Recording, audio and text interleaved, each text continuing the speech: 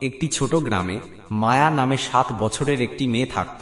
সে ছিল খুব চুপচাপ, কারণ তার মা বাবা দুজনেই ব্যস্ত ছিলেন কাজ নিয়ে। মায়ার খুব বেশি বন্ধু ছিল না, তাই সে প্রায়ই একা একা খেলত।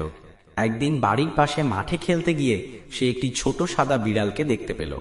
বিড়ালটি অনেক দুর্বল ছিল, কাঁপছিল এবং তার শরীরে কাদা মাখানো।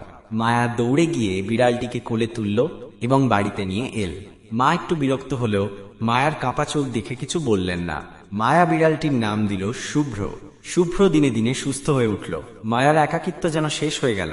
তারা একসাথে খেলত, গল্প করত, ঘুমাত। শুভ্রই ছিল মায়ার সবচেয়ে আপন।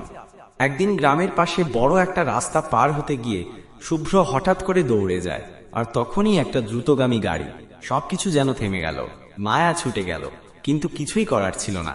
শুভ্র চলে গিয়েছিল। সেই রাতে মায়া কারো সঙ্গে কথা বলেনি, শুধু বিছানায় শুয়ে চুপচাপ শুভ্রর ব্যবহৃত ছোট কম্বলটাকে জড়িয়ে কাঁদছিল। পরদিন সকালে মায়া ছোট একটা চিঠি লিখল। শুভ্র, তুমি এখন হয়তো খুব দূরে আছো, কিন্তু আমি জানি তুমি আমার পাশে আছো।